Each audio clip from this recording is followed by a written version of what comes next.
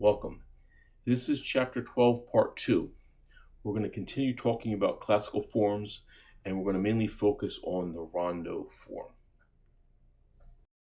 Rondo form. So what is rondo form? It's usually an A, B, A, C, A kind of form. It's a refrain that alternates between contrasting sections.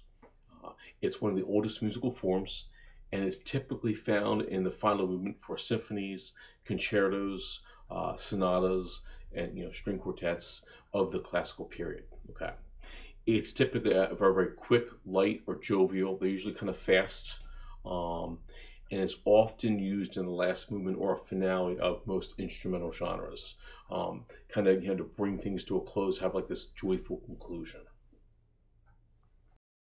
We're going to look at Haydn's Trumpet Concerto in E flat major, and we're going to look at the third movement. The third movement is a great example of rondo form, and in most classical concertos, they're always going to have three movements, and the final movement is traditionally a rondo. Okay, and in this case, it's very, very fast, it's bright, it's lighthearted, and that's what we're going to listen to. So continuing talking about the final movement to Haydn's Trumpet Concerto, it's going to be a trumpet and orchestra. The trumpet's going to be the soloist. And prior to the 1800s, trumpets and horns didn't have any valves to them. There were no moving parts. There was no, keys on them and so forth. And if you look over here, you can actually see a trumpet without any valves. And this is important for us to know, because if you're a trumpet player, and if you're playing on an old-fashioned instrument, it was extremely challenging. It was extremely difficult. So we want to keep that in mind. The difficulty of Haydn's Trumpet Concerto anticipates the continued technical development of the instrument. It's not until a little bit later on where we start to see valves getting put into the brass instruments. So the main melody we're going to listen to first. Let's listen to it.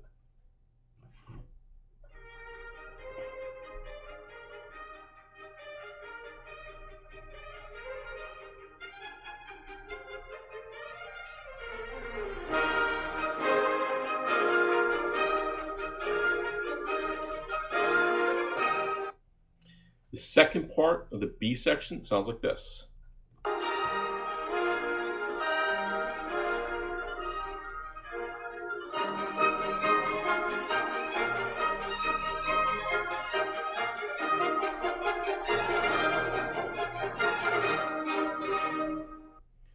Now, remember, I told you rondo form is usually going to be an A, B, A, C, A, B, A form.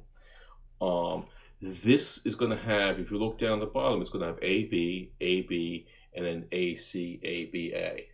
We have an extra A, B section, and that's because this is a concerto. Okay, so what happens is the orchestra introduces the melodic material first from the A section, the B section, and then the trumpet will come back and play the main A and B sections again for the melody, and then the piece will continue on to the minor key. Let's go back and let's listen to the A section being played by the trumpet.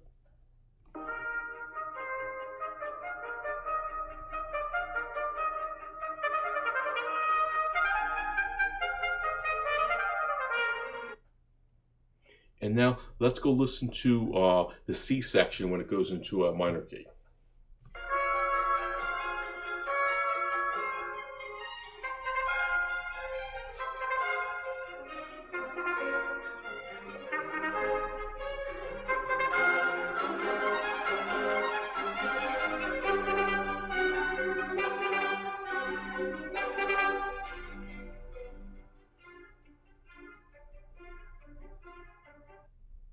So this concludes Chapter 12, Part 2.